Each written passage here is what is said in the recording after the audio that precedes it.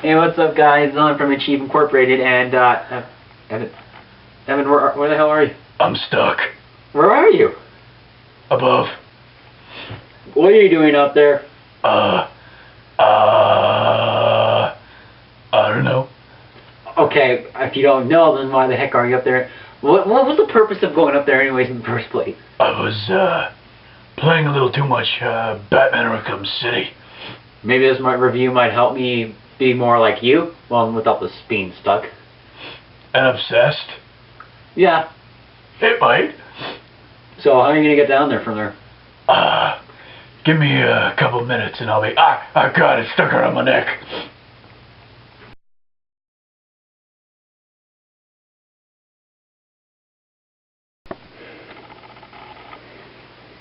Hey, what's up, guys? Dylan from AchieveIncorporated here. This is Adam from AchieveIncorporated. We are here to talk to you today about Batman Arkham City. Our first review on YouTube.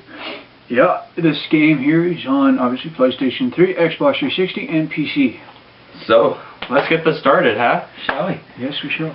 Okay, so, we got our little notes here so we don't keep off topic. Sorry. We're prone to misuse of words. Anyway. Yeah. So, storyline. It's absolutely great. It's absolutely amazing.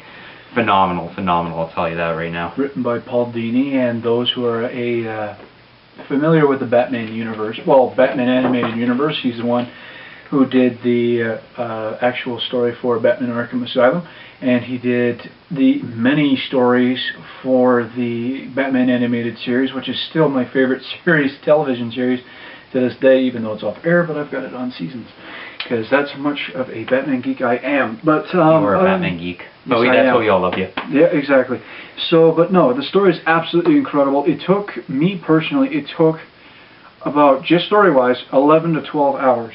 And it took me around the same time too. Exactly. I broke it down. It was broken down in certain days. Last night I spent like 7 hours on it. Last night, and then he just finished the game. Yeah, I just finished the game. Just tonight, only moments ago. So it's all fresh in his head.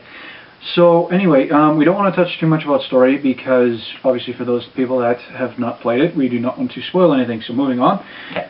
We will definitely talk about gameplay. And the gameplay in this game, if you have played Arkham Asylum, is still, it's basically on, how do I word this? It's still insanely, incredibly solid. It's, everything is always responsive for the most part, and we'll touch upon later. But everything I found to be very responsive, even more so than Arkham Asylum. There's even, he was going to touch upon this, but some of the platforming elements in the game that they added a little bit more, I feel, because of the Scarecrow pieces in Arkham Asylum they were done well. I don't like 2D. Not 2D. Side-scrolling. Yeah, it was a little. I found it a little weird in Arkham Asylum, but I mean in Arkham City, it's no gripe. It's no gripe. It's the way it should be. Exactly. And it should have been, but it's still great no matter what. Even in Arkham Asylum, it was still perfect. Exactly. So. But unfortunately, too, I also got to touch upon gameplay. I have not managed to get my hands. No, it's not true. I played a bit of Robin, Tim Drake, the DLC, and a bit of Nightwing, and obviously Catwoman as well, because if the game, when you get it, there is, I don't know how well you'll be able to see, but if you buy it brand new, you get the DLC pack for Catwoman, which is also nice too, to go back to the story elements, is that you actually don't need to play Catwoman in order to enjoy the full story, because you still play more as Batman. But for playing as the other characters, every one of those characters played completely different. It was really, really nice to see that it wasn't just copy and paste characters for gameplay, and everybody controlled the way they should, and especially fucking Catwoman. I mean, come on, she honestly, minus the kissing parts when she kissed the guards, she fought like Spider-Man. Quite honestly, the way how she's flexible and all that kind of thing. Oh yeah, definitely. So. Well, I want to mention, this is just something on the side, but even though graphics don't make the game, the graphics in the game, the gameplay is the most important part, but the graphics in the game were done amazingly. They were done perfect. They were just done the way I wanted.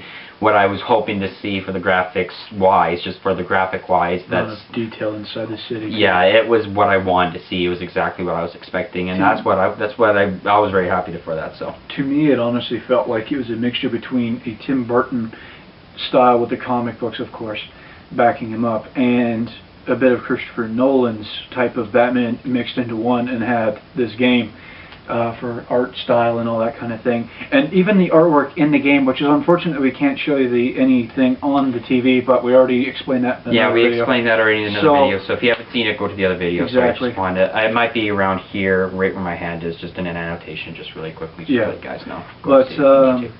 Yeah, so like there's artwork inside the game that you can unlock, which I'll get to that content in a minute. But even just looking at like the artwork and the sketches that they did for certain areas in the game, I thought was absolutely incredible. All right, well, next one. Absolutely. So we're going back to combat, which also touches upon gameplay. Combat was absolutely fluid. It was as fluid as ever. It was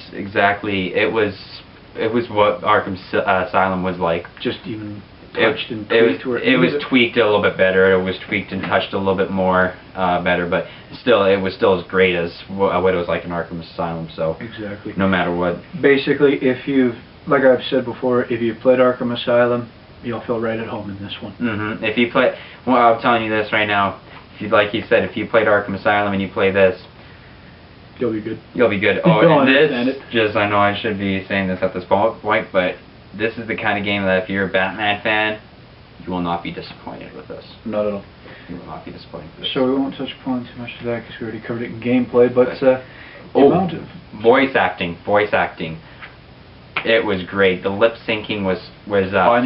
It was finally fixed, like in Arkham Asylum. It was really.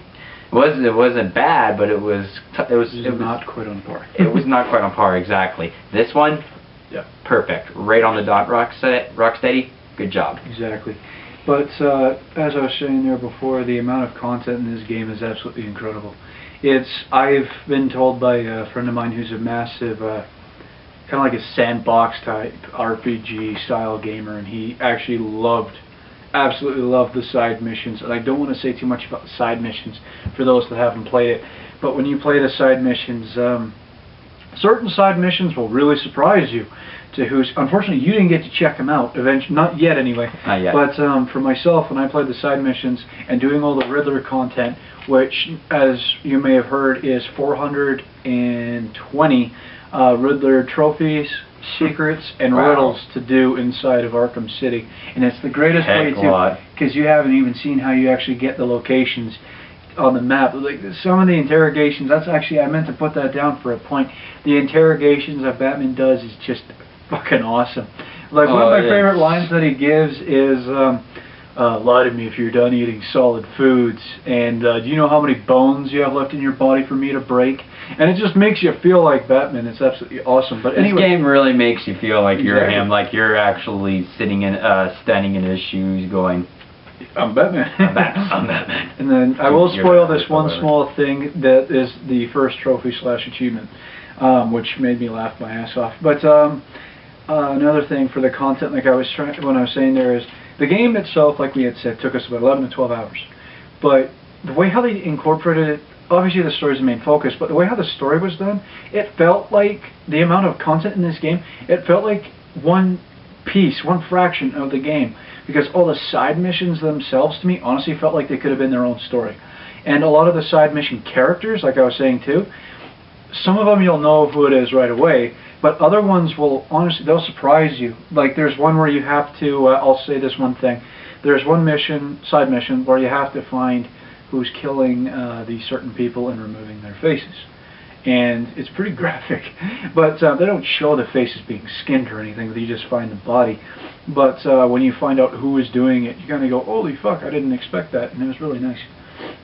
Yeah. And it took me 3 to 4 straight days. I don't have a job right now, so feel free to insert nasty comment if you want. Who fucking cares? But